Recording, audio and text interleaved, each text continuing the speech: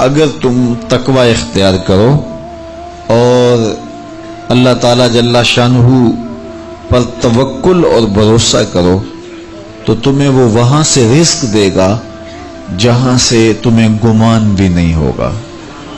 اللہ کے محبوب نے ارشاد فرمایا اگر تم اللہ پر توکل کرنے کا حق ادا کرو وہ تمہیں ایسا رزق دے جیسا پرندوں کو دیتا ہے کہ جب وہ صبح اپنے گھونسلے سے نکلتے ہیں تو خالی پیٹ ہوتے ہیں۔ انسان کو تو پتہ ہے کہ میں نے کمائی کے فلاں اڈے پہ جانا ہے، دکان پہ بیٹھنا ہے، فیکٹری میں جانا ہے، فلاں جگہ مزدوری کرنی ہے، لیکن ان کو کچھ پتہ نہیں ہوتا کہ ہم نے کہاں جانا ہے۔ لیکن فرمایا کہ جب صبح نکلتے ہیں تو خالی پیٹ ہوتے ہیں اور جب واپس شام کو پلٹتے ہیں تو ان کے پیٹ بھرے ہوئے ہوتے ہیں۔ پھر جس کی جو ضرورت ہے اللہ اس کو وہ نصیب کرتا ہے۔ سارے پرندے ایک جیسی غذا نہیں لیتے، اسی طرح مختلف جو اللہ تعالیٰ نے مخلوقات پیدا کی ہیں ان سب کی اغذیہ ایک جیسی نہیں ہے۔ کچھ پرندے کچھ کھاتے ہیں، کچھ کھاتے ہیں، اللہ سب کو ان کی ضرورت باہم پہنچاتا ہے۔ بلکہ میں کہا کرتا ہوں یہ جو ہنس ہے یہ دنیا کے اندر لاکھوں کی تعداد میں، کروڑوں کی تعداد میں پائے جاتے ہیں اور یہ سچے موتی کھاتے ہیں، اور ہم اگر کسی دوائی میں استعمال کرنے کے لیے ہمیں مطلوب ہوں تو ہزاروں لاکھوں روپے دے کے ہم کسی سے لیں تو پھر بھی بعض کا یقین نہیں ہوتا کہ یہ خالص ہیں یا ناخالص ہیں۔ لیکن اس جانور کو اپنے پیٹ بھرنے کے لیے یہ موتی روزانہ صبح و شام چاہیے ہوتے ہیں، اور ایک جانور نہیں، دنیا کے اوپر کروڑوں ہیں، میرا رب ہر روز ہر ایک کی ضرورت کو پورا فرماتا ہے۔ تو جس کی جو ضرورت ہے وہ پوری ہوتی ہے۔ بن توکل پنچھی اڑ دے خرچ نہ پلے زیرا ہو، جب وہ گھر سے اڑتے ہیں تو تروح حماسن، جب وہ اڑتے ہیں تو خالی پیٹ ہوتے ہیں، وتغدو بتانن، اور جب وہ شام کو آتے ہیں تو ان کے پیٹ بھرے ہوئے ہوتے ہیں۔ تو کوئی اڈا رزق کا مخصوص ان کے لیے نہیں ہے، اور سب سے اچھا کھاتے ہیں۔ وہ جو امرود کا باغ ہوتا ہے اس میں اگر آپ دیکھنا ہو کہ سب سے اچھا میٹھا امرود کون سا ہے تو وہ ہوگا جس کو طوطے نے چونچ لگائی ہو، چونکہ یہ سب سے اچھا پھل پورے باغ میں، ایک نہ ہوتا ہے ایکسپورٹ کوالٹی، یہ اس سے بھی بہتر کوالٹی لیتا ہے۔ تو اللہ تعالیٰ نے اس کے لیے سب سے اچھا رکھا ہوا ہے، تو اللہ نے یہ انتظام کیا ہوا ہے۔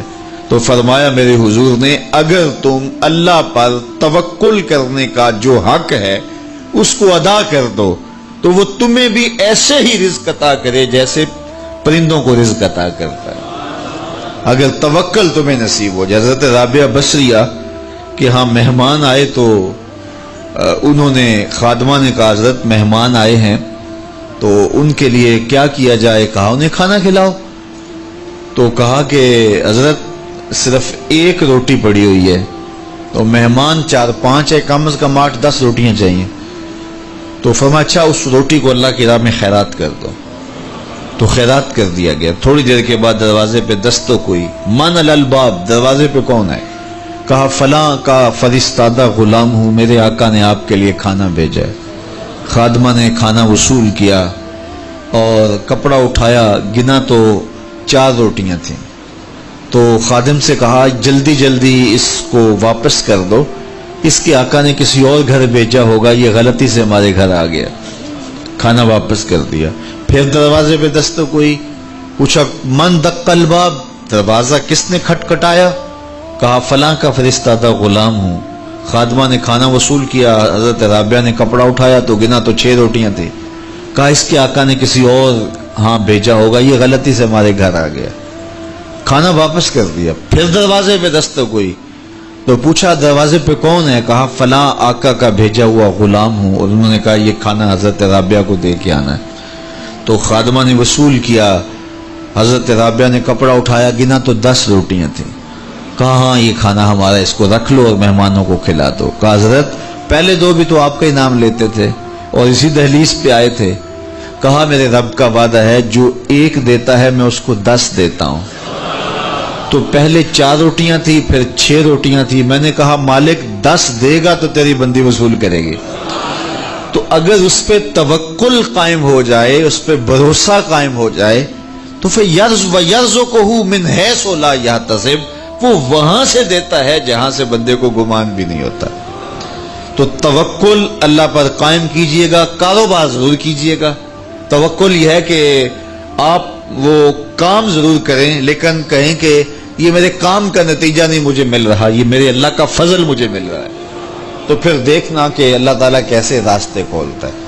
تو جب انسان اللہ کے فضل پر توکل قائم کر لیتا ہے تو پھر کام کاج ضرور کرتا ہے، لیکن اس کی زندگی کی جو ٹینشن ہے وہ ختم ہو جاتی ہے. بندہ کہتا ہے کہ یہ ہے تو میں کرتا ہوں، تو یہ نہیں ہوگا تو یہ نہیں ہوگا، بس وہ جتنا کر سکتا ہے وہ کرے، باقی چھوڑ دے اس پہ، تو پھر وہ خزانہ غیب سے نصیب فرمائے گا. اچھا، حضور علیہ السلام نے ایک اور چیز ارشاد فرمائی، بلکہ اپنی امت کے لیے دعا دی. اللہم بارک لامتی فی بکورہا، اے اللہ میری امت کے لیے صبحوں میں برکتیں ڈال دے. جو کام صبح کیے جاتے ہیں ان کاموں میں بڑی برکت ہے. جو کام جو ہے وہ دیر سے کیے جاتے ہیں، رات کو کیے جاتے ہیں، دوپہر کے بعد کیے جاتے ہیں، ان میں وہ برکات نہیں رکھی گئی جو حضور کی دعا سے صبح کے کاموں میں برکت رکھی گئی ہے. تو اس لیے آپ اپنے کام کاج میں جو ہے وہ صبح کو اس کا آغاز کیجئے، پھر دیکھنا کہ برکتوں کے قافلے کیسے اترتے ہیں. اس لیے کہ میرے حضور کی دعا کبھی مسترد نہیں ہوتی. اجابت کا صحرا، عنایت کا جوڑا، دلہن بن کے نکلی دعائے محمد صلی اللہ علیہ وسلم. اللہم بارک لامتی فی بکورہا، اے اللہ میری امت کی صبحوں میں برکتیں ڈال دے. تو جو کام صبح کے وقت کیے جاتے ہیں اس میں برکت رکھی گئی ہے. اگر آپ چاہتے ہیں کہ ہم آسودگی حاصل کریں تو پھر اپنے کاموں کا آغاز صبح سے کیجئے. اللہ اکبر، اس کی برکات آپ کو نصیب ہوگی. اور ایک اور بات ارشاد فرمایا کہ جو چاہتا ہے کہ اس کی عمر میں برکت ہو اور اس کے رزق میں برکت ہو، 2 چیزیں جو چاہتا ہے، جو یہ چاہے کہ اس کے رزق میں اور اس کی عمر میں برکت ہو، اور یہ ہر بندہ چاہتا ہے، تو میرے حضور نے فرمایا کہ وہ اپنے رشتہ داروں کے ساتھ سلوک اچھا کرے، صلہ رحمی کرے. بعض اوقات ہوتا ہے کہ وہ رشتہ داروں کا رویہ اچھا نہیں ہوتا. میں آپ کو بتاؤں کہ سب سے بہتر صدقہ کون سا ہے؟ سب سے بہتر صدقہ وہ ہے جو ناراض مفلس رشتہ دار کو دیا جائے. سب سے افضل صدقہ، چونکہ اس میں نفس شامل نہیں ہوگا. بندہ کہے گا آپ شریکوں کو دیں، یہ پہلے ہمارے مخالف اور کھڑے ہو جائیں گے، لیکن کسی وجہ سے وہ ہو مجبور گئے، مفلس ہو گئے. تو جو مفلس مجبور ناراض رشتہ داروں کو صدقہ دیا جائے، اس میں نفس درمیان میں کھڑا نہیں ہوتا، تو وہ صدقہ اللہ کو بڑا محبوب ہے اور وہ سیدھا سیدھا قبول ہوتا ہے. تو جو یہ چاہے کہ میری عمر زیادہ ہو اور میرے رزق میں برکتیں ہوں، تو میرے حضور نے ارشاد فرمایا کہ وہ کیا کرے؟ وہ اپنے رشتہ داروں کے ساتھ اچھا سلوک کرے. صلہ رحمی کی تلقین کی گئی. اس سے آسودگی بھی نصیب ہوتی ہے اور یہ ایک اچھے معاشرے کی تشکیل کی ضمانت بھی ہے، اور اس سے رزق اور عمر میں برکتیں بھی نصیب ہوتی ہیں. اچھے اور صالح رزق کے لیے میں نے کل بھی ایک روایت آپ کے سامنے پیش کی تھی. وہ بھی علماء نے لکھی کہ 2 بھائی تھے، ایک کام کاج کرتا تھا، دوسرا حضور کے پاس بیٹھا رہتا تھا. تو اس نے آ کے شکایت کی کہ حضور یہ میرا بھائی ہے، یہ میرے ساتھ کوئی مدد ہی نہیں کرتا، یہ آپ کے پاس ہی بیٹھا رہتا ہے. تو حضور نے فرمایا کہ شاید اللہ اس کے صدقے سے تجھے رزق دیتا ہو. تو جو دین کے لیے بھائی لگ جائیں، رشتہ داروں میں، اعزاء و اقربا میں، یا ویسے ہی طلباء کے لیے آپ اگر شامل ہو جائیں، تو پھر وہ آپ کے کاروبار میں، رزق میں برکت کا سبب و ذریعہ ہو جائے گا. ایک اور چیز حضور نے فرمائی، حل تنصرون و ترزقون الا بدعفائکم فرمایا تمہیں جو رزق دیا جاتا ہے اور بعض امور میں تمہاری مدد کی جاتی ہے اور مشکل حالات ہوتے ہیں، حالات ٹال دیے جاتے ہیں، میرے حضور نے فرمایا تمہیں پتہ ہے وہ ایسا کیوں ہوتا ہے؟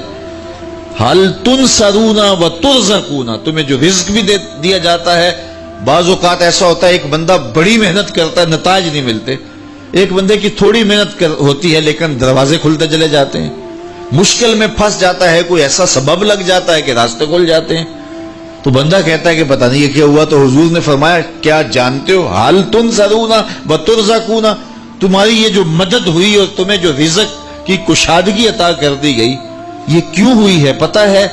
الا بدعفائکم، کہا تم معاشرے کے جن کمزور لوگوں کی مدد کی ہے یہ ان کی دعاؤں کا نتیجہ ہے۔ اپاہج، کمزور، لاچار، اراملہ، یتامہ، مساکین، یار جب کوئی شخص کسی یتیم کی مدد کرتا ہے اور ان کے گھر میں چولہا جلتا ہے تو عرش کا رب کتنا راضی ہوتا ہے۔ جب کوئی دکھیے کے کام آتا ہے اور اس کی اعانت کرتا ہے تو پھر وہ راضی ہو جاتے ہیں۔ غریب پھنسے ہوئے ماں باپ، گھر بیٹی جوان ہو رہی ہے اور بڑھاپے کی طرف اس کا رخ ہو رہا ہے اور ان کے پاس ہمت نہیں ہے کہ ان بیٹی کو اٹھا سکیں، تو کوئی صاحب ثروت چپکے میں جا کے ان کی مدد کر دیتا ہے کہ تیری بیٹی میری بیٹی ہے اور اس کو تو نے گھر کی دہلیز سے اٹھانا ہے، تو پھر وہ ایک دم خوش ہو جاتا ہے اور آسودہ ہو کے اس کا انتظام کرتا ہے اس کی شادی کا۔